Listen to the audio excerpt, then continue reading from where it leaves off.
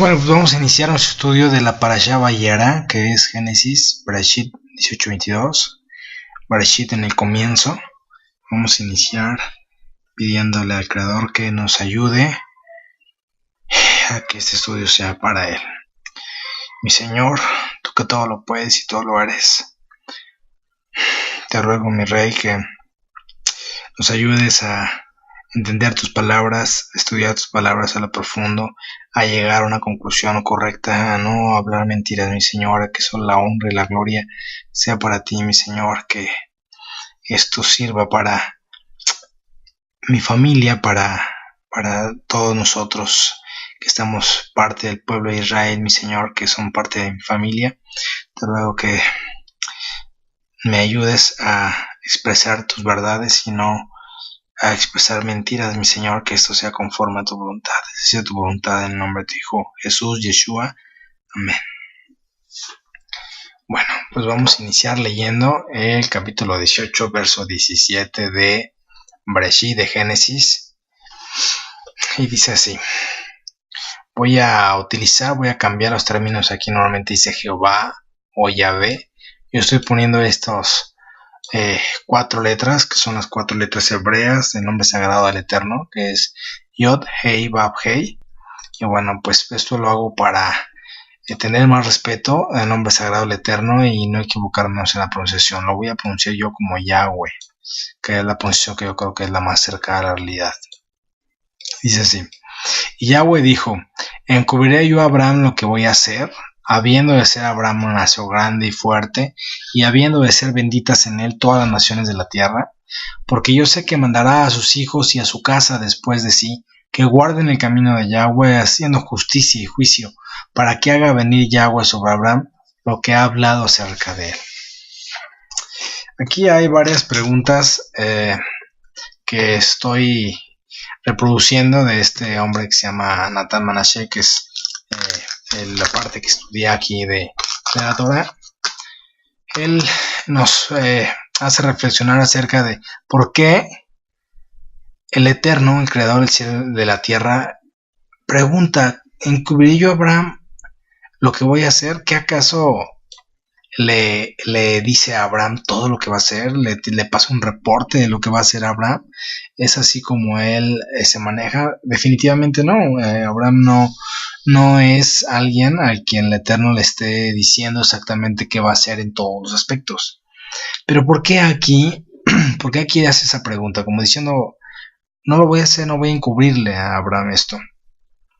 Y la segunda pregunta sería: ¿qué tiene que ver que no le va a encubrir este asunto a Abraham con el siguiente frase, el siguiente versículos que dice: habiendo de ser Abraham una nación grande y fuerte? ¿Qué tiene que ver con que se lo vaya a encubrir o no?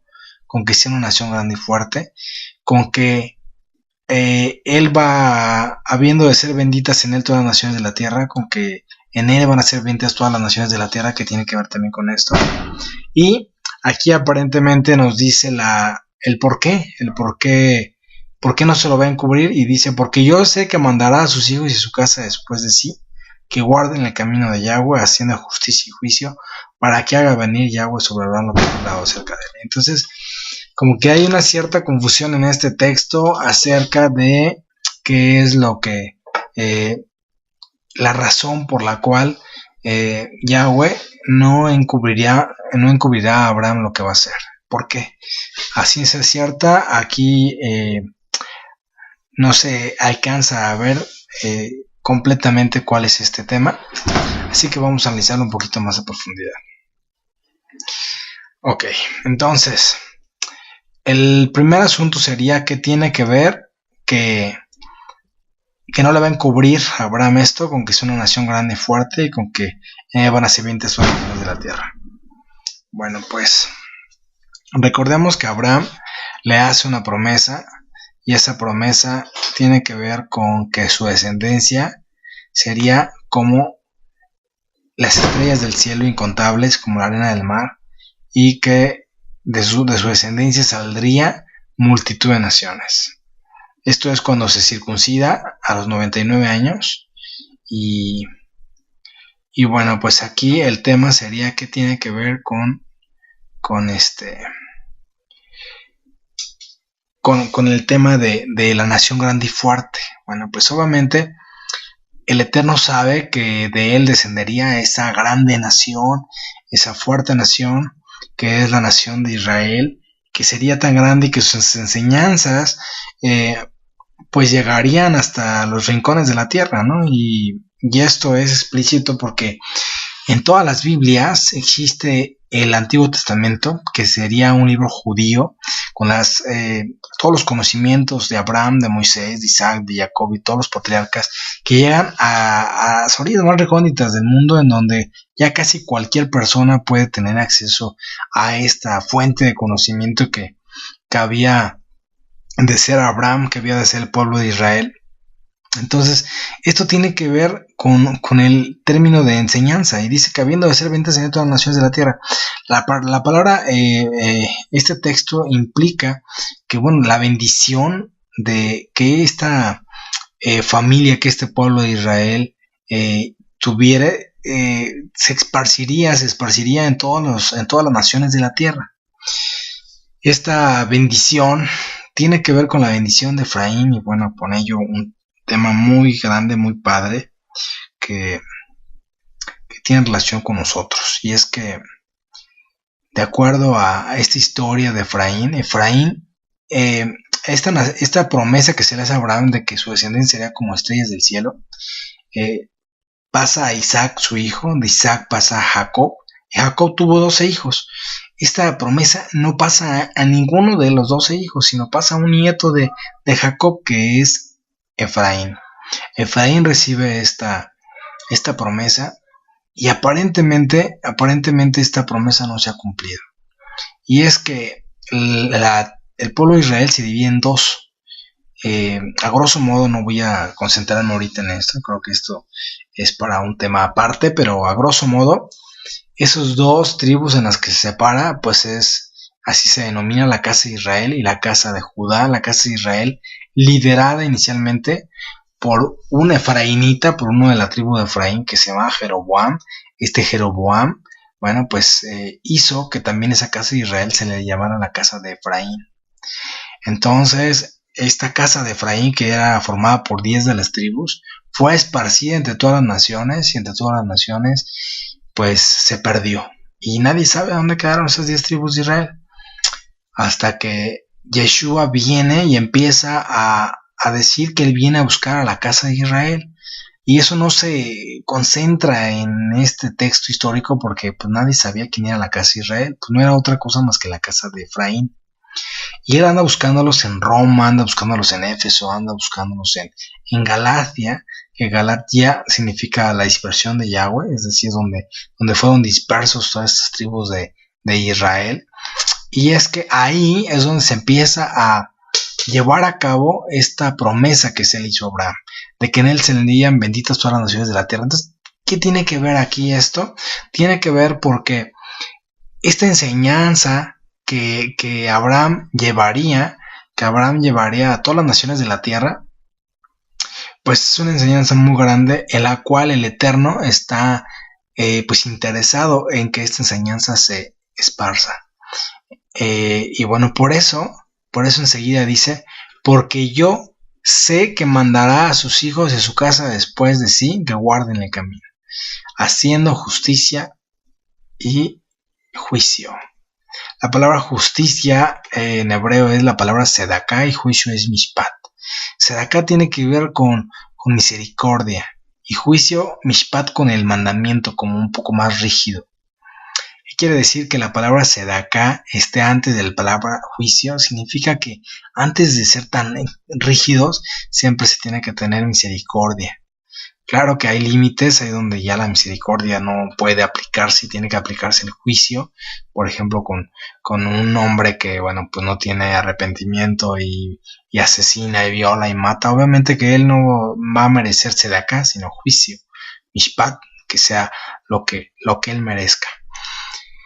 Entonces, él sabía que estos hijos de Israel recibiría la enseñanza de Abraham de ir en los caminos de él, y esa enseñanza implicaría también este texto de Sodoma, en donde él les enseñaría el por qué hizo esto, el para qué lo hizo, y el darles un ejemplo de lo que no deben de hacer y cómo él va a actuar si andan en perversidad, en maldad. Entonces, eso es el objetivo por el cual el Eterno no se lo va a encubrir, no se lo encubre, para que pueda enseñarlo, para que pueda ordenar a sus hijos y enseñarles el camino. Y este es un ejemplo, este es un testimonio, como por ahí le dicen, ¿verdad? Para que haga venir Yahweh sobre Abraham lo que ha hablado acerca de él, es decir, para que haga venir sobre él la bendición de que él será padre de multitud de naciones, para eso, para que todo esto sirva de enseñanza. Y bueno, pues aquí, uno de los, bueno, aquí le pongo yo, para que lo enseñes y los demás sepan por qué lo hizo. Es lo que estamos platicando, ¿verdad? Bueno, entonces en este texto se encierra que Abraham va a enseñar todo esto a sus hijos. Y bueno, vamos a hablar un poquito más profundamente acerca de la destrucción de Sodoma y Gomorra. Vamos a ir leyendo todo el texto que tiene que ver con la destrucción de Sodoma y Gomorra, irlo platicando, y al final les quiero enseñar un video en el cual habla de algo que me pareció muy interesante, que tiene que ver con este tema. Ok, verso 19-12. Y dijeron los varones a Lot: ¿tienes aquí alguno más, yernos, y tus hijos y tus hijas y todo lo que tienes en la ciudad? Sácalo de este lugar, porque vamos a destruir este lugar, por cuanto el clamor contra ellos ha subido de punto delante de Yahweh. Por tanto, Yahweh nos ha enviado para destruirlo. Entonces salió Lot y habló a sus yernos, los que habían de tomar sus hijas, y les dijo: levantaos, salid de este lugar, porque Yahweh va a destruir esta ciudad. Mas pareció a sus yernos como que se burlaba. Al rayar el alba, los ángeles daban prisa a Lot, diciendo: levántate, toma a tu mujer y tus dos hijas que se hallan aquí. Ya se movió. Toma a tu mujer y tus dos hijas que se hallan aquí, para que no perezcas en el castigo de la ciudad. Y bueno, pues esto a mí me hace recordar el texto de Noé, como cuando Noé les decía a los gentes del pueblo, bueno, pues que iba a venir una gran inundación y la gente se burlaba. Igual aquí con Lot, con sus yernos y tal vez con algunas otras personas. Y esto tiene que ver pues con nuestra actualidad, definitivamente, como la gente deja de creer en Dios, deja de creer que va a pasar algo, deja de creer que Dios tiene un plan. Al parecer ya se tardó mucho, empiezan a creer que Dios es malo y que es un mentiroso y que no. Y empieza a haber todo un desánimo, ¿no? Y estaba pasando algo así, pero todo esto era originado porque la gente se va alejando de él, porque ya no tenían temor del Creador, ya no tenían temor de sus mandamientos, porque esta enseñanza que Abraham tenía con sus hijos definitivamente no la tenían los hijos de Sodoma y Gomorra. Y bueno, pues había mucha perversión. Entonces, como no había tantos justos, como no había 50, 40 o 30 justos, solamente estaba Lot y bueno, tal vez sus hijas, pues decide salvarlos a ellos. Y en esto me parece que es importante hacer un comentario, una distinción. En la cultura judía se cree que Lot comete una equivocación al momento de bajar o de instalarse en Sodoma. Normalmente el objetivo de Lot de establecerse en Sodoma es de alguna forma material, porque él lo que está observando es que ahí puede ser próspero en su ganado, puede ser próspero en sus cultivos, bueno, más bien en su ganadería, porque la actividad económica de Lot, y bueno, eso lo lleva a instalarse en este lugar.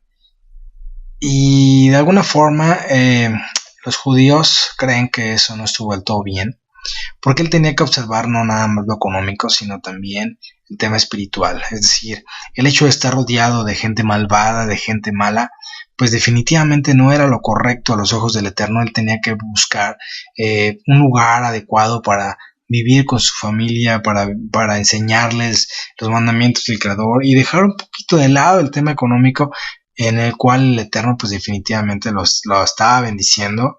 y no tenía el por qué dudar de que lo iba a seguir bendiciendo.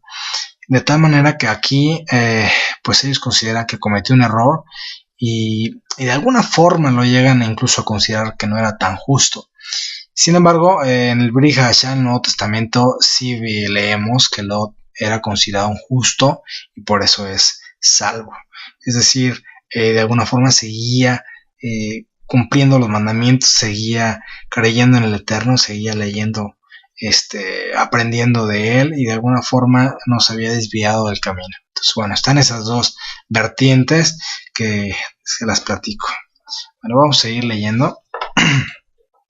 Dice en el 19:16, y deteniéndose él, los varones asieron de su mano y de la mano de su mujer y de las manos de sus 2 hijas, según la misericordia de Yahweh para con él, y lo sacaron y lo pusieron fuera de la ciudad, y cuando los hubieran llevado afuera, dijeron, escapa por tu vida, no mires tras de ti, ni pares en toda esta llanura, escapa al monte, no sea que parezcas. Pero Lot les dijo, no, yo os ruego, señores míos, he aquí ahora ha hallado vuestro siervo gracia en vuestros ojos y habéis engrandecido vuestra misericordia que habéis hecho conmigo dándome la vida, mas yo no podré escapar al monte, no sea que me alcance el mal y muera.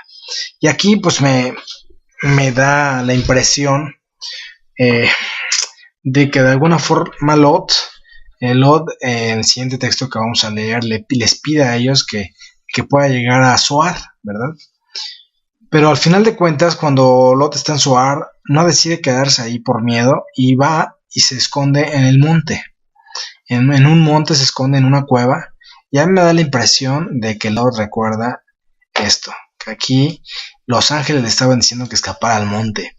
Y acá también le estaban diciendo que escapara al monte. De tal manera que la indicación inicial era esa. Escapa al monte, no te vayas a Zoar, vete al monte. Y de alguna forma yo pienso que él determina al final de cuentas sí seguir las instrucciones de los ángeles por temor a que en Zoar no vaya a estar bien como estaría pues en el monte que era lo original, ¿verdad? Bueno, pues vamos a seguir leyendo y dice aquí, ¿sí? Y aquí ahora esta ciudad está cerca para huir allá, la cual es pequeña, dejadme escapar ahora ya. ¿No es esa pequeña? Y salvaré mi vida. Él respondió, he aquí, he recibido también tu súplica sobre esto, y no destruiré la ciudad que has hablado. Date prisa, escápate allá, porque nada podré hacer hasta que hayas llegado ahí. Por eso fue llamado el nombre de la ciudad Zoar. El sol salía sobre la tierra cuando Lot llegó a Zoar. Entonces Yahweh hizo llover sobre Sodoma y Gomorra azufre y fuego. Azufre y fuego de parte de Yahweh de los cielos, y destruyó todas las ciudades y toda aquella llanura con todos los moradores de aquellas ciudades y el fruto de la tierra. Y aquí la pregunta, la cuestión sería, ¿por qué o qué fenómeno natural es esta al que se refiere en Sodoma y Gomorra? ¿Qué sucedió realmente ahí? ¿Por qué dice que había azufre y fuego? Y bueno, hay teorías de que había sido esto un volcán, lo cual se parecería a la descripción de azufre y fuego, pero no se tiene registro de que ya hubiera actividad volcánica importante, por lo cual esta teoría hubiera de ser un poco difícil de llevarse a cabo. Entonces la pregunta queda un poco sin respuesta en ese aspecto y bueno, seguimos preguntándonos qué fenómeno realmente pasó ahí. Y es que según por ejemplo esta pequeña ilustración que pongo atrás de ustedes, pues hubo una lluvia de fuego y azufre, algo sobrenatural, algo nuevo, algo que nunca había pasado en esas tierras. ¿Y cuál era entonces? ¿Qué sería lo que realmente pasó? Eso tiene que ver con el video que les voy a mostrar ahorita. Y bueno, pues es ahí donde escapa Lot Zoar. Más adelante vamos a hablar más de Zoar. Dice entonces en el 19:26, entonces la mujer de Lot miró atrás a espaldas de él y se volvió estatua de sal. ¿Qué es lo que realmente le pasó a ella? Esto tiene que estar directamente relacionado con el fenómeno natural que vivieron en Sodoma y Gomorra. ¿Qué es lo que realmente le pasó a la mujer de Lot y por qué se habrá convertido en sal? sal. Es como algo un poco extraño, cómo es posible que se haya convertido en sal. Tiene esto que ver un poquito en el Mar Muerto, que es cerca de donde ocurre esto. El Mar Muerto es cerca de lo que se conoce como Sodoma. El Mar Muerto tiene en sus márgenes unos como montículos de sal. Hay quien dice que tienen forma de persona. Esos montículos hay desde centímetros hasta metros. Y bueno, pues dicen que a cierta hora del día, a cierta hora del sol, esto al reflejarse pues parecen personas, ¿verdad? Y nos hace recordar a este texto, esta historia donde la mujer de Lot se convierte en una estatua de sal precisamente, con todo este escenario de ahí del Mar Muerto. ¿Qué tiene que ver con este fenómeno natural y qué realmente sucedió en ese lugar? Y subió Abraham por la mañana al lugar donde había estado delante de Yahweh, y miró hacia Sodoma y Gomorra y hacia toda la tierra de aquella llanura, y miró, y aquí que el humo subía de la tierra como el humo de un horno, o sea, bastante humo. ¿Qué es lo que estaba pasando ahí? Que había tanto humo, y además no nada más era en Sodoma y Gomorra, fíjense cómo dice, y hacia toda la tierra de aquella llanura, o sea que toda la tierra de aquella llanura estaba envuelta en ese humo de ese horno. ¿Qué es lo que realmente estaba pasando ahí? Así, cuando destruyó Dios todas las ciudades de la llanura, Dios se acordó de Abraham y envió fuera a Lot de en medio de la destrucción a las asoladas ciudades donde Lot estaba. Pero Lot subió de Zoar y moró en el monte. Aquí es donde lo que yo les platicaba, que subió de Zoar y moró realmente en el monte. Era la destrucción original. Y sus 2 hijas con él, porque tuvo miedo de quedarse en Zoar. Entonces aquí hay 2 cosas. ¿Por qué tuvo miedo de quedarse en Zoar? Habrá estado viendo él algo que a lo mejor pensó que iba a poder llegar hasta Zoar y dijo, aquí también me va a pasar algo malo. Y de alguna forma en el monte iba a estar más protegido, ¿no? Y bueno, pues el Eterno le había dicho que Zoar lo iba a conservar, así que también fue como una titubeó de que iba a ser así, ¿no? Y habitó en una cueva él y sus 2 hijas. Bueno, definitivamente el hecho de que Lot hubiera vivido en Sodoma y Gomorra representó para él y su familia pues algo malo, ¿no? Porque todos sabemos lo que pasó después de esto, cuando sus hijas deciden estar con él, algo que pues a los ojos del Eterno no era bien visto.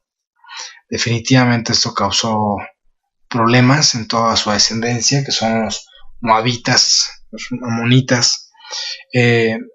Y bueno, definitivamente también pues el hecho de vivir allí en ese desenfreno sexual, pues era algo que sus hijas estaban observando, que sus hijos estaban viendo, ¿verdad? Y bueno, pues de alguna forma todo esto causó también pues problemas dentro de la vida de Lot. Y bueno, no sé, probablemente tenga que ver incluso con la muerte de su esposa, ¿verdad? Lot perdió en esa tierra también a su esposa, que se convierte, pues como aquí lo dice, en una estatua de sal. Bueno, y por fin vamos quiero enseñarles este video que explica estas preguntas que nos estamos haciendo aquí, de por qué fenómeno es lo que estaba sucediendo aquí y a qué se refiere. Uno de los que me llevó a ver este video es un reportaje que vi acerca de que la NASA afirmaba que Sodoma y Gomorra fueron arrasados por un bombardeo cósmico. Y el autor de ese dicho es este hombre que se llama John S. Lewis. Él es profesor emérito de Ciencias Planetarias en la Universidad de Arizona y codirector del Centro Espacial de la NASA de Investigación de Ingeniería de la Universidad de Arizona. Y bueno, pues aquí puse sus datos para que sea como más fehaciente, para que vean que esto no es un invento. Aquí están los datos que arroja Wikipedia de este profesor, y que es, bueno, toda una eminencia en cuestiones de asteroides y estudios astronómicos. Y bueno, él dice que eso es lo que pasa en Sodoma y Gomorra, ¿verdad? De entrada, recordemos, bueno, que hace algunos años ni siquiera se creía en la historia de Sodoma y Gomorra. Pensaba la gente que era todo un mito, que era toda una historia inventada por algo religioso y que simplemente ese lugar nunca existió. Entonces es todo algo revolucionario que este hombre haya pues afirmado ahora, no nada más que existió, sino que todo lo que dice la Biblia fue cierto y lo describe como un bombardeo cósmico, ¿verdad? Un bombardeo cósmico.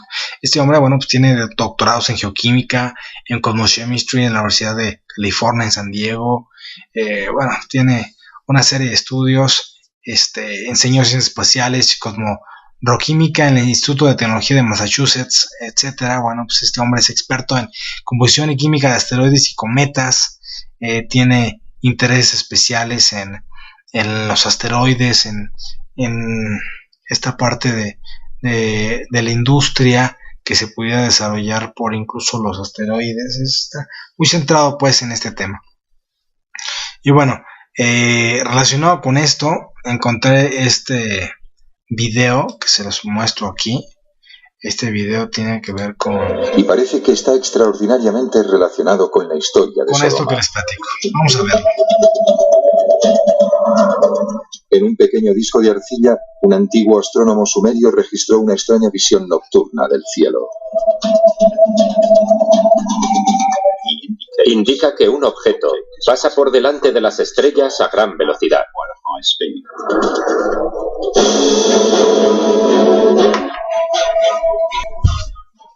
La transcripción del objeto de arcilla ofrece datos suficientes sobre la velocidad y la trayectoria del objeto. Dice que se puede seguir el rastro que va dejando y que al final se ve fuego en el cielo en forma de asteroide. A partir de la descripción indicada,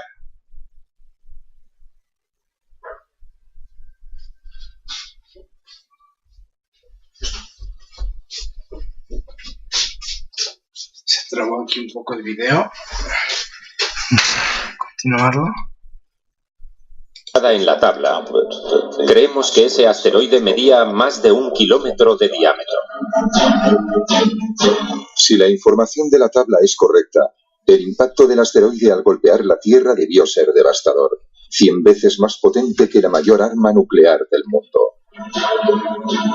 La bola de fuego debía ser absolutamente impresionante. Medía 100 kilómetros de diámetro.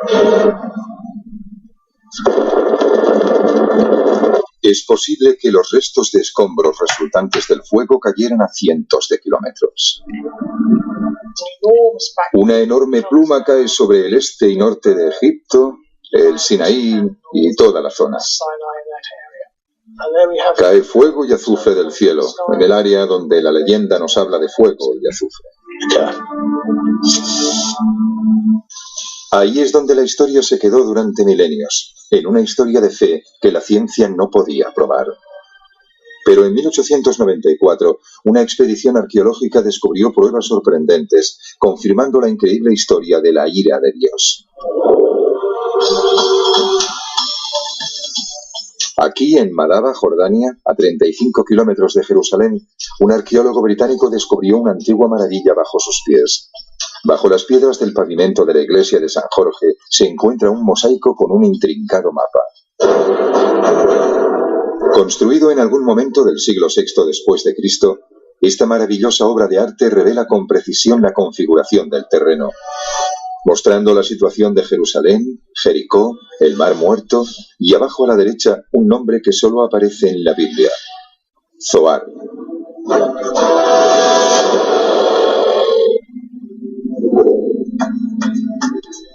Es la más pequeña de las ciudades bíblicas de la llanura, la única ciudad que según el libro del Génesis Dios no destruyó. Es una prueba irrefutable de que una de las ciudades bíblicas existió. De hecho, la población aún existe hoy en día bajo el nombre medieval de Safi. Hasta que no se descubrió el mapa de Madaba, los historiadores no se dieron cuenta de que el pueblo de Safi era la antigua localidad de Zoar. Y en el mosaico cerca de la ciudad aparece otro enigma tentador, una frase parcialmente oculta escrita en griego que dice: el santuario de San Lot o bendito Lot. ¿Se refiere al lugar donde se refugió Lot durante la destrucción de Sodoma? Los arqueólogos siguieron el rastro trazado en el mapa, lo que les llevó directamente a las ruinas de una antigua iglesia, construida en el siglo VII después de Cristo. Las baldosas donde aparecía el nombre de la iglesia indicaban que se trataba del santuario del bendito Lot. Y los arqueólogos fueron encontrando un detalle fascinante tras otro. La iglesia con una nave central y dos naves laterales. Al fondo de una de ellas, en la nave septentrional, había como una pequeña cueva. La cueva parece coincidir con la descripción bíblica del refugio de Lot, un santuario en la ladera de la montaña a las afueras de la ciudad perdida de Zoar. Esta cueva no puede ser la prueba irrefutable que demuestre definitivamente la historia de Lot, pero es una prueba tentadora. Dos fuentes antiguas distintas interpretaron este lugar como el santuario de Lot de la Biblia. Al menos creían que Lot había vivido aquí, y esto es muy importante.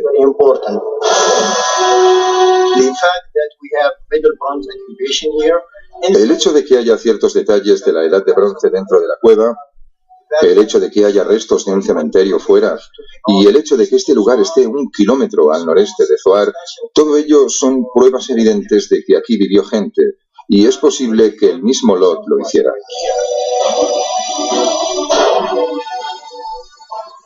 Pero si la historia bíblica es correcta, las ruinas de Sodoma han de estar cerca de las ruinas de la antigua Zoar.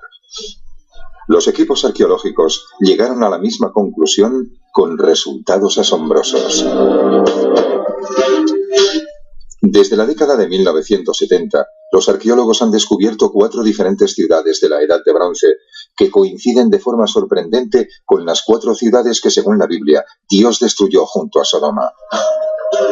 Y la ciudad que se corresponde más con la ciudad bíblica de Sodoma es Babet-Dra, en la costa del Mar Muerto, a 50 kilómetros de Jerusalén. En la Edad de Bronce, la época de Lot en la Biblia, Babet-Dra era una ciudad independiente, amurallada. Había ciudades rodeadas de pueblos y de tierras de cultivo, y cada ciudad era independiente, era una especie de ciudad-estado.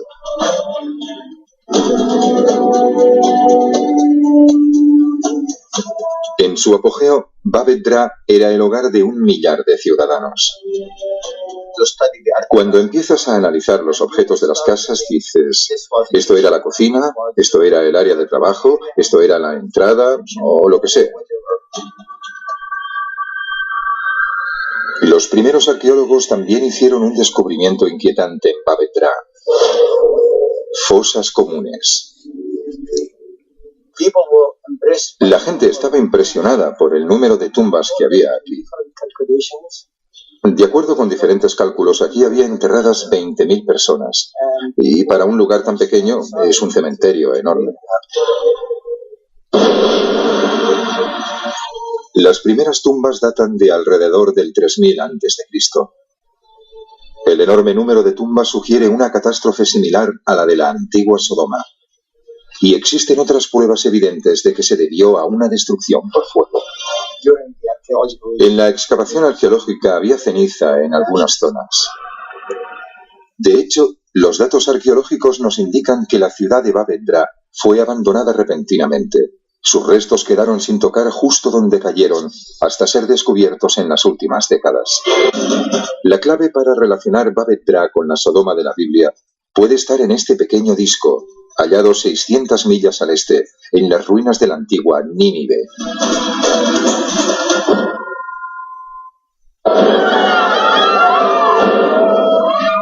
¿Sodoma fue realmente destruida por el fuego del cielo, tal y como afirma la Biblia? El secreto de este misterio podría estar aquí. En los almacenes del venerable Museo Británico, en la colección de objetos del antiguo Oriente Medio, descubiertos a mediados del siglo XIX, se encuentra un disco de arcilla. El propósito del disco es un misterio. Es un objeto de la antigua cultura sumeria que un día floreció en el actual Irak. A principios de la Edad de Bronce, del 3000 a.C. al 2000 a.C., la cultura sumeria era la cultura predominante, con ciudades muy importantes como Ur y Kish, y su poder se extendía hasta el Mediterráneo. El disco sumerio muestra en la antigua escritura cuneiforme lo que parece ser un gráfico del cielo nocturno de la antigua Sumeria. El astrónomo Mark Hemsel y el ingeniero Alan Bond estaban intrigados por el planisferio sumerio. Decidieron intentar su interpretación aplicando sus conocimientos de astronomía e ingeniería mecánica. La interpretación lentamente comenzó a revelar que los antiguos sumerios conocían muy bien la astronomía.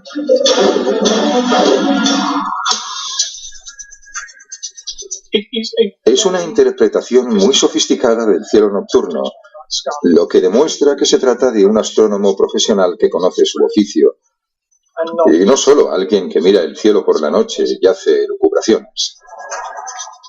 Algunas de las características sugieren que utilizaba instrumentos para medir los ángulos y realizar las observaciones. Creemos que tiene forma de cuenco porque probablemente tenía el barro, la arcilla mojada sobre la que escribía, en un cuenco en la mano, como un notebook de la actualidad. Registró cosas como las nubes, la posición de los planetas, el tipo de cosas que un observador del cielo podía notar. Pero hay una parte que ha permanecido en el misterio desde ese descubrimiento.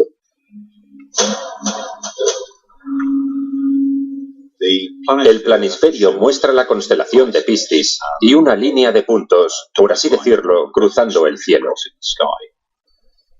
E indica un objeto bastante raro en cuenta a su interpretación. El astrónomo no podía distinguir si era una estrella o un planeta. Bond y Hemsel creen que la interpretación solo puede ser un asteroide.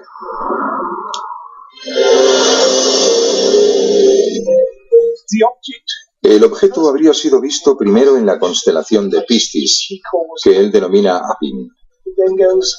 A continuación pasa por el cielo a través de Pegaso hasta Aquila, y después se pierde en el horizonte. Mientras algunas estrellas fugaces cruzan el cielo a gran velocidad. En este caso, el astrónomo ve algo extraño en el espacio. Una luz a gran velocidad atraviesa el cielo durante casi 5 minutos. De hecho, el antiguo astrónomo es tan exacto en sus detalles que el rastro del objeto puede seguirse hoy en día, miles de años después. Los astrónomos Alan Bond y Mark Hemsel creen que han interpretado correctamente el planisferio y han intentado localizar el lugar donde impactó el asteroide. Suponemos que el astrónomo estaba en algún lugar del sur de Irak. Y por lo tanto, a partir de la información del planisferio, podemos construir una trayectoria inicial partiendo del software utilizado para predecir la trayectoria de ascenso de los cohetes y la de su vuelta. Pero todo toma un giro inesperado. A primera vista, los datos parecen no tener conexión alguna con la historia de Sodoma y Gomorra. Cuando se sigue esa trayectoria hacia adelante, se llega a un objetivo extraño para un desastre de la Biblia. No es en Israel, sino en el norte de Europa. El objeto impactó en los Alpes austríacos, en un lugar llamado Kofels, en el valle Otsa-Laskau. Generalmente nadie sabe que en los Alpes austríacos hay cráteres de meteoritos. De hecho, muchos geólogos de hoy en día son conscientes de la evidencia de que un meteorito impactó en Kofels Valley, pero esto no siempre fue así. En la década de 1930, toda una serie de eminentes geólogos del momento consideraban la geología de esa zona terriblemente desconcertante. Se trata de este desplazamiento de tierras de 5 kilómetros de diámetro y medio kilómetro de espesor, formado por roca completamente pulverizada, que arrojó montones de piedras al aire a gran altura, por encima del deslizamiento. El único problema con esta hipótesis es que no hay ningún cráter del impacto. No tenemos un cráter, tenemos un deslizamiento de tierra. De acuerdo con Bond y Hemsel, no hay cráter del meteorito en Kofels, Austria, debido a que el asteroide explotó en el aire a varios cientos de metros del suelo. Ya había sucedido antes en Tunguska, en Siberia. En 1908 hubo un impacto cercano a la órbita de la Tierra en Tunguska, Siberia, que es muy conocido y que devastó un área de aproximadamente 50 kilómetros. Fue una explosión en el aire. El objeto al que ahora nos referimos es 1000 veces mayor. Al igual que el asteroide de Tunguska, el acontecimiento de la Biblia implicó una explosión masiva. El asteroide estaba ya en proceso de desintegración. Esa es la razón por la que no hay un auténtico cráter. Y la destrucción bíblica no proviene de este impacto, sino de sus consecuencias. Cuando el objeto llegó a Coffels, debió producir una nube masiva y sospechamos que esa columna es lo que explica el mito de Sodoma y Gomorra.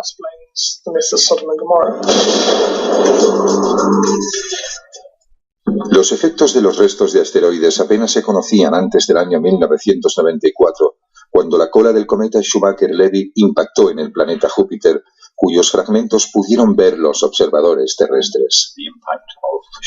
El impacto del Schumacher-Levy 9 nos ofreció datos que ahora podemos reproducir a escala.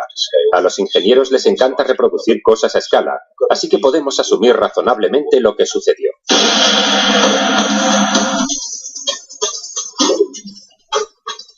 Aplicando modelos usados en astronomía y en la investigación sobre armamento, Bohn y Hensel han creado un escenario minuto a minuto para ver el impacto del asteroide y sus efectos en el planeta. El asteroide de más de 1 kilómetro descendió hacia la Tierra siguiendo una trayectoria baja, observada en Sumeria y en el Mar Muerto. Entró en la atmósfera en Grecia, convirtiéndose en una bola de fuego a su paso por Europa, y finalmente estalló en el aire sobre los Alpes. Una explosión 100 veces mayor a la del arma nuclear más poderosa de hoy en día. La explosión en Coffels debió crear una nube de hongo, de rocas, polvo y tierra. Una nube de escombros que formó un arco en el cielo y se extendió a lo largo de cientos de kilómetros, siguiendo la trayectoria del asteroide. Miles de millones de toneladas debieron ser expulsadas a una velocidad de 5 kilómetros por segundo por todo el Mediterráneo. Y es probable que la pluma alcanzara los 900 kilómetros. A partir de ahí, los restos comienzan a caer sobre la Tierra, dispersándose por una amplia extensión a más de 2000 kilómetros de distancia del lugar de la explosión en el Mar Muerto. Cuando estas plumas vuelven a entrar en la atmósfera, tras formar un arco en el espacio, la fricción resultante produce muchísimo calor y durante un segundo la temperatura de la superficie alcanza los 400 grados. Quien quiera que estuviera en la zona donde la pluma volvió a entrar, ardió de inmediato. Pelo, carne, ropa, todo ardió. El que estuviera allí debió sufrir terribles quemaduras y seguro que murió al instante o a las pocas horas. Probablemente una muerte horrible.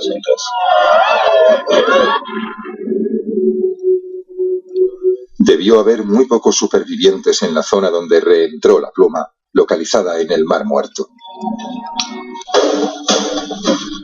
Una fecha parecía coincidir exactamente con todos los datos que tenían. La fecha a la que al final llegamos fue el 29 de junio del 3123 a.C.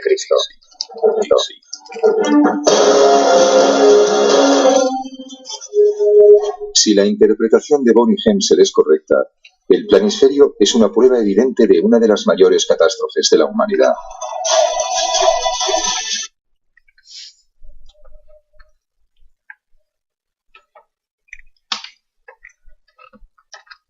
Bueno, pues ese es el video que les quería mostrar. Realmente lo recorté porque es un poco más largo, pero bueno, ustedes lo pueden buscar en internet.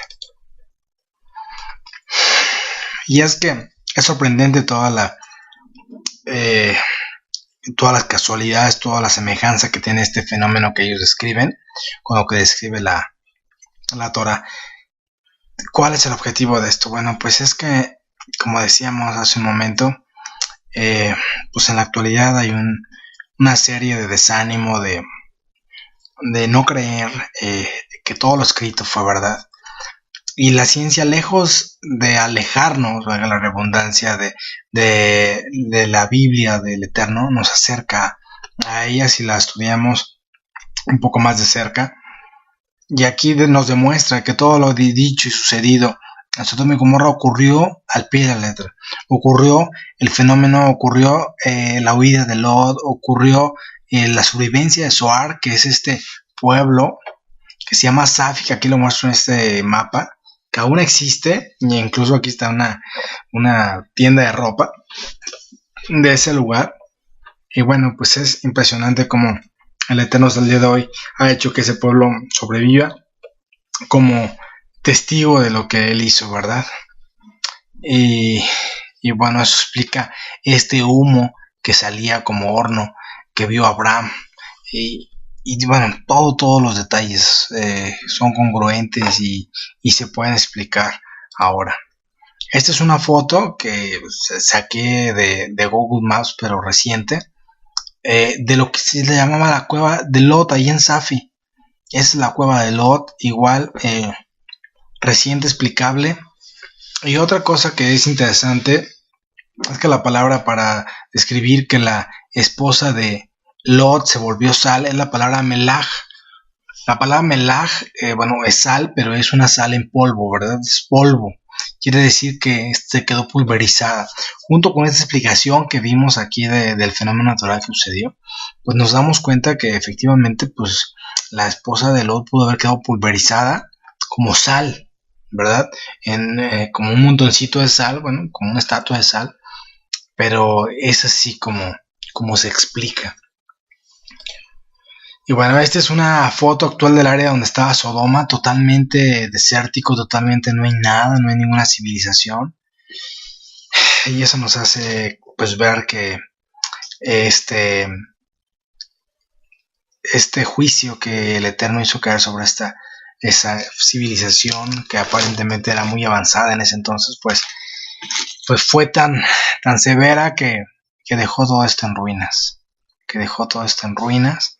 Justo como la palabra que leíamos aquí al inicio, esta palabra que dice aquí, destruir, esta palabra significa dejar en ruinas, que quede desolado, que quede inhabitado. Entonces queda exactamente como él lo describe en su palabra. Y bueno, lo más importante que nosotros podamos aprender de esto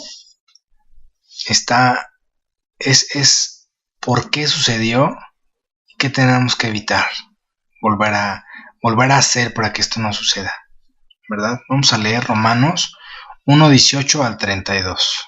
Romanos 1:18 al 32.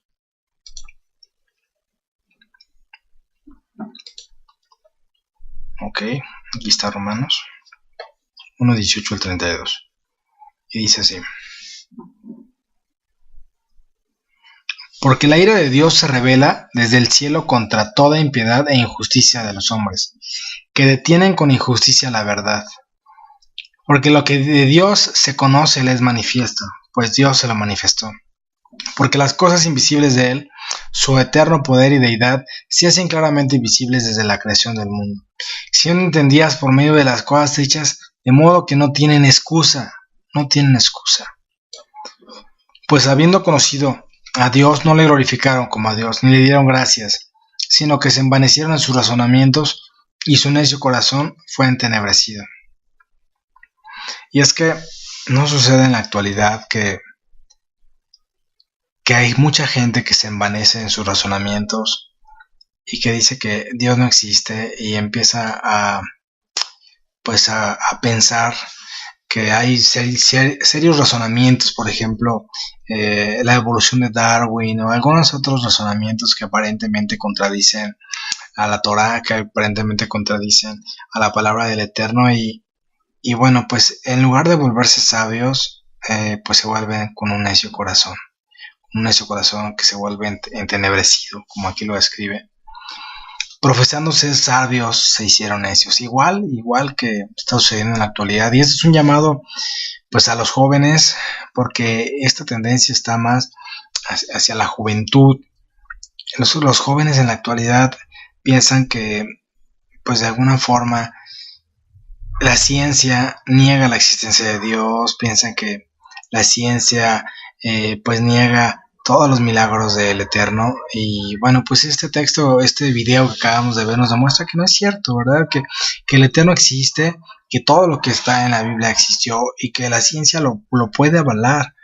Y no necesitas ser sabio en tu propia opinión, sino puedes dejarte llevar por el Rey del cielo y la tierra, que creó la sabiduría, la ciencia y todo lo que conocemos. Él lo permitió, y no hacernos necios, ¿verdad? No hacernos pensar que nosotros somos más sabios que el Dios mismo.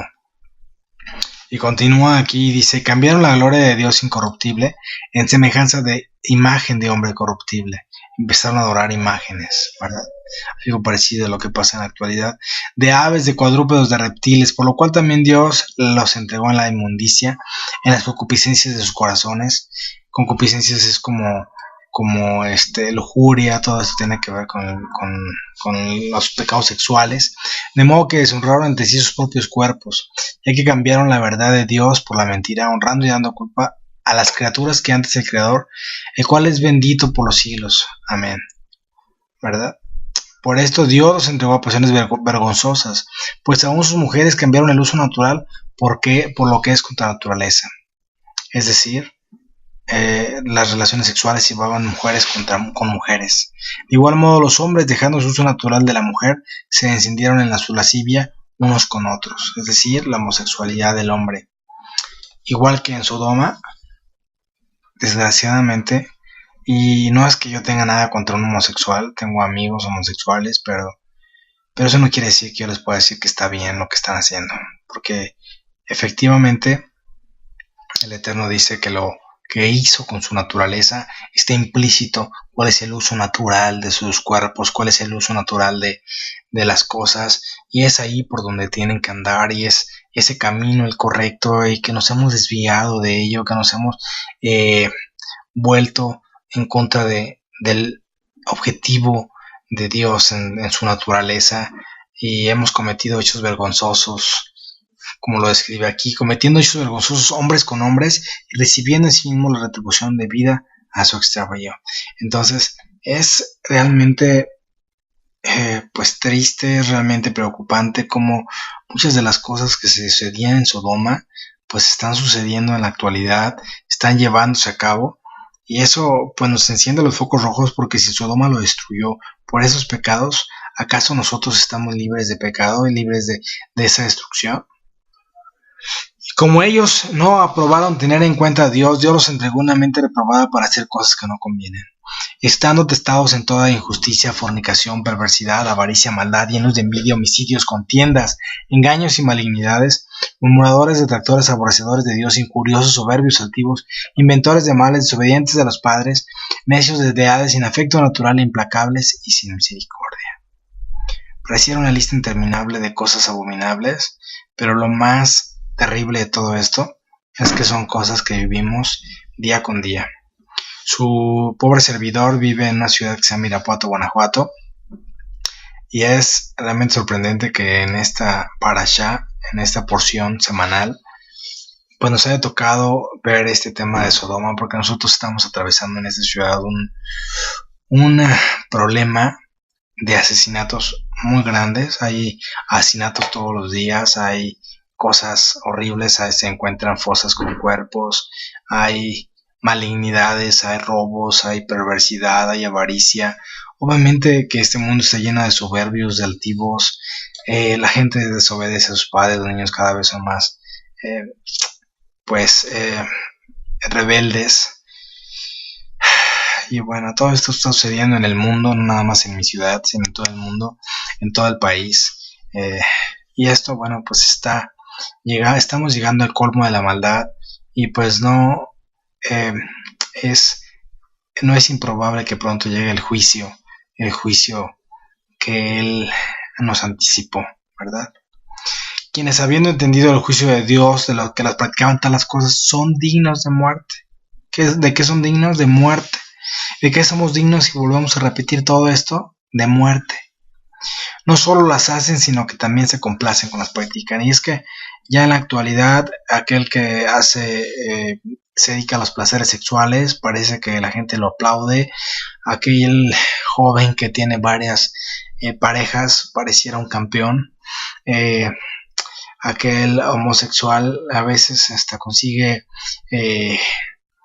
pues algunos recompensan su trabajo porque pues tal vez los dirigentes también lo son.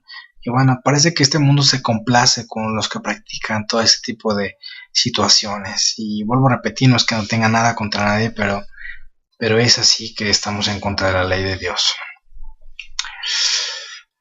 Y bueno, pues vamos a leer ahora este texto, que es Lucas 17, 26 al 30. Y fíjense cómo nos dice aquí. Como en los días de Noé, así también será en los días del Hijo del Hombre. Comían, bebían, se casaban y se daban en casamiento hasta el día que Noé entró en el arca y vino el diluvio y los destruyó a todos. Asimismo, como sucedió en los días de Lot, comían, bebían, compraban, vendían, plantaban, edificaban.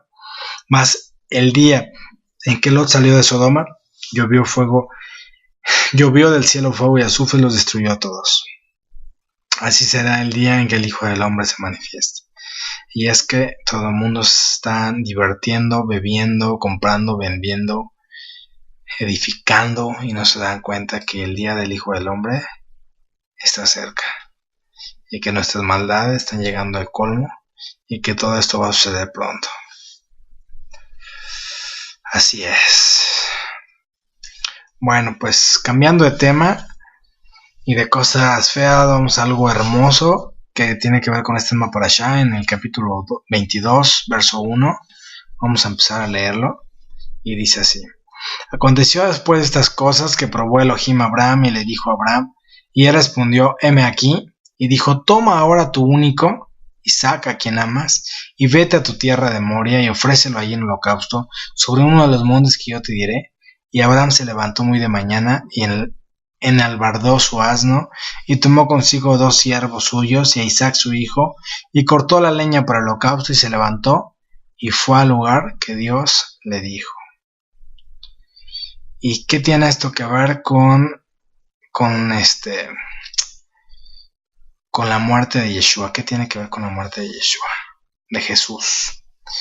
Este texto es un paralelismo total de el holocausto de Jesús de Yeshua y lo vamos a estudiar poco a poquito y tiene que ver con ese regalo tan grande que Dios dio a su pueblo, a su tierra, para el perdón de los pecados y cómo lo había descrito desde hace miles de años como este texto y aún antes de esto ya lo tenía planeado.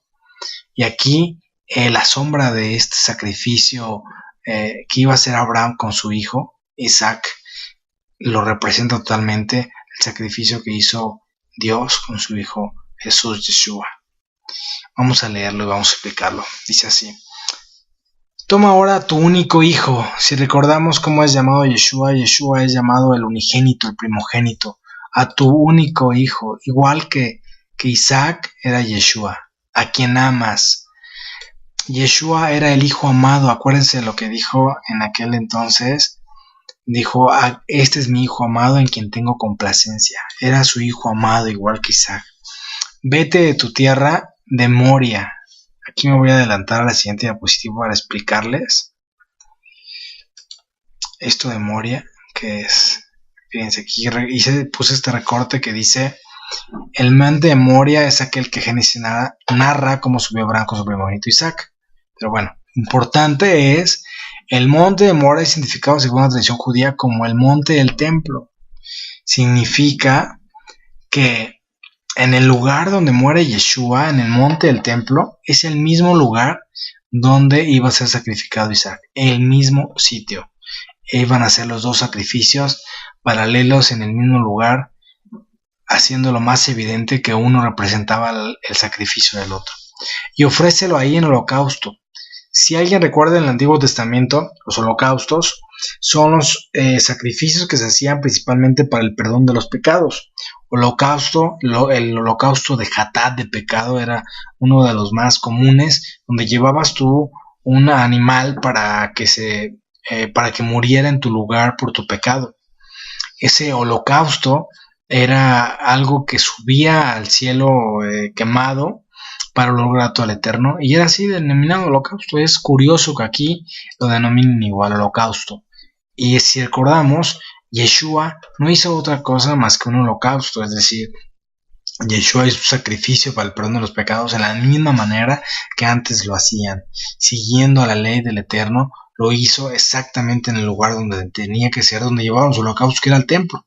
Al templo llevaban los holocaustos y era la sangre derramada sobre el altar, y ahí mismo Yeshua, en el monte del templo, ahí muere, y su sangre se cree que llegó exactamente hasta el altar. Sobre uno de los montes que yo te diré, y Abraham se levantó muy de mañana y enlabardó su asno. Otra semejanza. ¿Recuerdan ustedes en qué entró Yeshua a Jerusalén? En un asno. Y es que el Mesías tenía, de acuerdo a los profetas, que entrar en un asno. Y aquí, bueno, pues no está más que profetizando otra vez eso. Y tomó consigo 2 siervos. Si recuerdan, ¿cuántas personas había cuando él estaba sacrificando, cuando estaba en la cruz? ¿Cuántas personas había a los lados? 2. Igual que los que había llevado Isaac y Abraham consigo, 2 siervos. Y a Isaac su hijo, y cortó la leña para el holocausto. La leña para el holocausto la termina llevando Isaac, igual que Yeshua lleva el madero cargando a él. La leña y el madero que lleva cargando Isaac y Yeshua es la misma representación. Y se levantó y fue al lugar al que Dios le dijo. ¿Cuál es el lugar que Dios le dijo? Al monte del templo. A ese lugar que él había elegido para poner su nombre, donde era el único lugar donde se aceptaban los sacrificios de acuerdo a la ley de Moisés. Es el lugar que él le dijo que ahí sucediera. Y siguiendo leyendo dice: al tercer día alzó Abraham sus ojos y vio el lugar de lejos. Al tercer día, igual que el tercer día resucita Yeshua, así también al tercer día Abraham alzó sus ojos y vio el lugar de lejos. Al tercer día, profetizando lo que sucedería miles de años después con Yeshua. Entonces dijo Abraham a sus siervos: esperad aquí con el asno, y yo y el muchacho iremos hasta ahí y adoraremos, y volveremos a vosotros. ¿Cómo es que Abraham le dice volveremos a vosotros? Si él no podía saber que iba a volver con su hijo. ¿Por qué le dice esto? Bueno, pues recordemos que a Abraham le habían hecho una promesa, la promesa de que su descendencia iba a ser como la multitud de estrellas en el cielo y como la arena del mar. ¿Cómo podría suceder eso si su hijo muriera? Y es que su hijo Isaac era quien iba a recibir la promesa, es decir, ya el Eterno le había dicho que a través de él haría esa multitud de naciones. Entonces, ¿cómo iba a suceder eso si él moría? 2 posibilidades. Una, él creía que iba a haber un sustituto del sacrificio, y 2, y otra posibilidad es que él creía que aunque el muchacho muriera, Isaac muriera, iba a resucitar. Y eso haría mucha semejanza a Yeshua, quien muere pero resucita, ¿verdad? Ok. Y dice: y tomó Abraham la leña del holocausto y la puso sobre Isaac su hijo, y él tomó en su mano el fuego y el cuchillo. El cuchillo no es otra cosa que el sacrificio terrenal, y el fuego es la ascensión del sacrificio. Es decir, el sumo sacerdote en aquel entonces en el templo sagrado utilizaba el cuchillo pues para degollar a su víctima, para sacrificarla ante el altar y bueno, pues quitarle la vida a ese animalito en pago del pecado. Y el fuego era utilizado para, al momento de quemar la carne del animal, el fuego representara que eso estaba subiendo hacia el Eterno y estaba haciendo olor grato hacia el Eterno, y era algo como más espiritual, porque dejaba de ser algo terrenal animal y empezaba a subir en algo espiritual. ¿Qué representaría o qué relación tiene con Yeshua? el sacrificio terrenal y el fuego su resurrección. Algo terrenal, su cuerpo, el sacrificio y la muerte, y el fuego cuando Él asciende, cuando Él va hacia el Padre, es ese fuego que le permite a Él ascender al Padre ya en su resurrección. El fuego, y fueron ambos juntos, dice aquí. Y ya me lo brinqué. ¿Cuál me quedé? Iban ambos juntos. Isaac iba con su... ¿Qué significa que iban ambos juntos? Pues que Isaac iba por su propia voluntad. Si no iría, pues Abraham jalándolo o algo, pero dice que iban juntos. Es decir, nunca Isaac, a pesar de que su padre ya era muy viejo, se cree que Isaac tenía 30 años y su padre tenía obviamente 130 años porque lo tuvo a los 100 años. Pues nunca se opuso a la voluntad del Creador, a la voluntad de su Padre, y siempre lo aceptó dando su propia vida, así como Yeshua entregó su vida o iba a dar su vida por su propia voluntad. Ok, continuemos. Y dice, entonces habló Isaac a Abraham su padre y dijo, Padre mío, y él respondió, heme aquí, mi hijo. Y él dijo, he aquí el fuego y la leña, mas ¿dónde está el cordero para el holocausto? ¿Dónde está el cordero para el holocausto? Y respondió Abraham, Dios se proveerá de cordero para el holocausto. Obviamente esto está hablando como si fuera en sentido profético. ¿De quién era el cordero para el holocausto? Pues Yeshua. Yeshua sería el holocausto para el cordero para el holocausto. Dice, Dios proveerá el cordero para el holocausto, hijo mío. E iban juntos, y cuando llegaron al lugar que Dios les había dicho, edificó allí Abraham un altar, compuso la leña y ató a Isaac su hijo. ¿Cómo iba a poder un anciano atar a un joven solo si el joven se resistía? ¿Creen que eso era lógico? Pues no. El tema es que su hijo nunca se resistió. Su hijo nunca se resistió y dio su vida por su propia voluntad, como ya lo comentábamos. Y lo puso en el altar sobre la leña. Así era. Bueno, y continuamos y dice aquí, y extendió a Abraham su mano y tomó el cuchillo para degollar a su hijo. Entonces el ángel de Yahweh le dio voces desde el cielo y dijo, Abraham, Abraham. Y él respondió, heme aquí. Y dijo, no extendáis tu mano sobre el muchacho, ni le hagas nada, porque ya conozco que temes Elohim, por cuanto no me rusaste a tu hijo, a tu único. Entonces alzó Abraham sus ojos y miró, y aquí que a sus espaldas un carnero trabado en un zarzal por sus cuernos, y fue Abraham y tomó el carnero y lo ofreció en holocausto en lugar de su hijo. Y esto es hermoso porque, ¿qué significa? Dice que esta bendición, la bendición a Abraham, vendría por cuanto no me rehusaste a tu hijo, a tu único. Normalmente en la Torah, el Eterno reacciona de acuerdo a nuestros actos, es decir, nos da nuestro merecido. Si actuamos bien, nos paga con bien, y si actuamos mal, nos paga con mal. De tal manera que Él es justo y bueno y perdonador, pero también es justo en darnos lo que merecemos. Entonces, ¿qué es lo que merecía Abraham al momento de ofrecer a su hijo? Bueno, pues el Eterno le paga este gran sacrificio. ¿Cómo se lo paga? Dándole, si Abraham le dio a su hijo, a su único hijo, y no se lo negó para morir, entonces el Eterno le daría a su hijo, a su único hijo, al amado, para morir por sus descendientes, como ya explicamos el dato de Efraín, para morir por sus descendientes, para el perdón de los pecados. Así es, Abraham se lo pagaría el Eterno a Abraham de esa forma. Y dice que encontró un carnero trabado en un zarzal. ¿Cómo es que estaba trabado en un zarzal este carnero? Bueno, pues este carnero simboliza obviamente a Yeshua. ¿Por qué? Porque ese zarzal pues estaba lleno de espinas. El zarzal no representaba otra cosa más que la corona de espinas que Yeshua tuvo en su cabeza, por la cual también sufrió. Y este carnero estaba trabado en esa misma corona de espinas por sus cuernos. Y fue Abraham y tomó el carnero y lo ofreció en holocausto en lugar de su hijo. ¿Quién muere en lugar de los hijos de Abraham? ¿Quién muere en lugar de los hijos de Abraham? Pues el carnero. El carnero es el que muere en lugar de los hijos de Abraham. Y llamó a Abraham el nombre de aquel lugar, el Eterno proveerá. Por tanto se dice hoy, en el monte Yahweh será provisto. En el monte de Yahweh será provisto. Y recordamos cuál era el monte de Yahweh, en ese lugar, ¿cuál era? Pues el monte del templo. ¿Y quién murió ahí?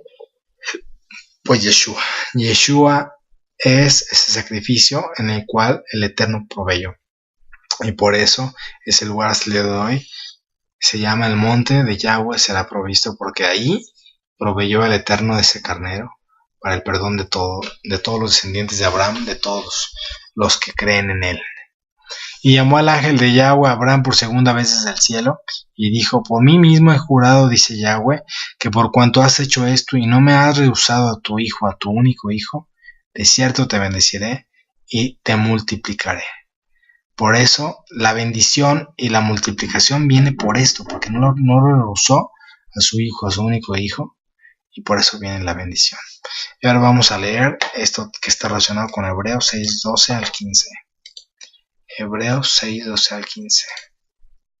Ok, aquí está Hebreos.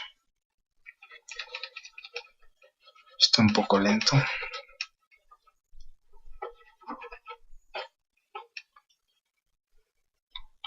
Hebreos 6, 12 al 15.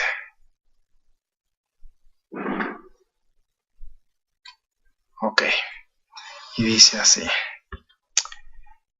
pero deseamos que cada uno de vosotros muestre la misma solicitud hasta el fin, para la plena certeza de la esperanza, a fin de que no os hagáis perezosos, sino imitadores de aquellos que por fe y la paciencia heredan las promesas. Por cuanto Dios hizo la promesa a Abraham, no pudiendo jurar por otro mayor que por sí mismo. ¿Qué es lo que está diciendo aquí? Que nosotros tenemos que buscar heredar las promesas. ¿Cuáles son las promesas de Abraham? Además de esta promesa de que iba a ser multitud de naciones, también le promete la tierra prometida. Y es que si nosotros somos imitadores de Abraham, que tuvo paciencia y fe en que todas las promesas de Dios se iban a cumplir, aún a expensas de probarlo con la vida de su propio hijo, entonces lo recibiremos, pero tendremos que tener esa misma fe, imitadores de Abraham, para recibir esas promesas de Abraham. Y no pudiéramos recibir las promesas de Abraham si no fuéramos sus hijos, si no fuéramos su descendencia y parte de esta misma promesa. Y vamos a leer el otro texto que es... Ok, vamos a... Tu descendencia como las estrellas del cielo, como la arena del mar, que está a la orilla del mar. Y fíjense cuál es el texto que utiliza para... que vamos a utilizar aquí, es Hebreos 11:12. Hebreos 11:12. Y es que este texto es parte de la definición bíblica de fe. Normalmente aquí hay todo un problema porque pues todo el mundo sabemos que la definición de fe es dice, es pues la fe, la certeza de lo que se espera, la convicción de lo que no se ve. Esa es la definición bíblica de fe. Y pues ¿qué es lo que se entiende por ahí? Bueno, pues que simplemente la fe no la ves y tienes que creer lo que no ves. Pero ¿a qué se refería realmente Hebreos 11? ¿A qué se refería Hebreos 11? Pues se refería, fíjese lo que dice de Abraham: por lo cual también de uno, y ese ya casi muerto, salieron como la estrella del cielo y como la arena del mar, innumerable que está a la orilla del mar. Conforme a la fe murieron todos estos sin haber recibido lo prometido. ¿Qué es lo que les habían prometido? ¿Qué es lo que les habían prometido? Si dominándolo de lejos y creyéndolo, saludándolo y confesando que eran extranjeros y peregrinos sobre la tierra. Porque lo que estos dicen claramente dan a entender que buscaban una patria. Lo que se les había prometido era una patria, una tierra prometida. Eso es lo que estaban esperando, una tierra prometida. Entonces, ¿qué es lo que la certeza de lo que espera que era? La certeza de la tierra prometida y la convicción de lo que no se ve. ¿Por qué? Fíjense un poquito más abajo que dice: porque si hubiesen estado pensando de aquella donde salieron, ciertamente tenían tiempo de volver, pero anhelaban una mejor, esto es celestial, por lo cual Dios no se avergüenza de llamarse Dios de ellos, porque les he preparado una ciudad, les ha preparado una ciudad. ¿Qué es lo que no se veía? La ciudad que les había preparado.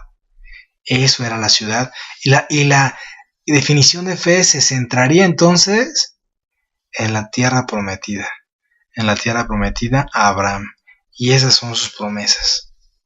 Entonces, bueno, pues es hermoso esto que nos cuenta aquí. Y tu descendencia poseerá las puertas de tus enemigos, en tu simiente serán benditas todas las naciones de la tierra. ¿Cuál era su simiente en la cual serán benditas todas las naciones de la tierra? Pues Yeshua. Vosotros sois hijos de los profetas y del pacto que Dios hizo con nuestros padres, diciendo a Abraham, en tu simiente serán benditas todas las naciones de la tierra. La simiente es Yeshua, y nosotros, dice aquí, hijos del pacto que Dios hizo con nuestros padres, diciendo a Abraham. Entonces, nos queda definitivamente claro que nosotros somos parte de ese pacto, parte de esa nación y parte de esa misericordia que el Eterno tiene con nosotros. Y todo esto está relacionado con la promesa de Abraham y con la oportunidad que Él nos da de formar parte de ella. Así que bueno, vamos a despedirnos de este pequeño estudio, dándole gracias al Creador por todo lo que nos ha permitido vivir, aprender y, claro, enseñar.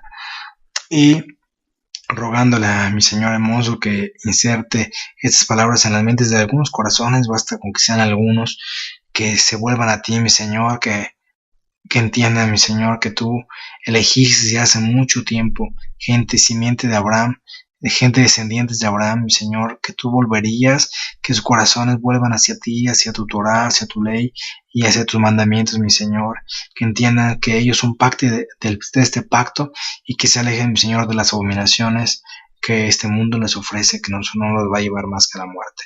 Bendito sea tu nombre, en nombre de tu Hijo Yeshua. Amén.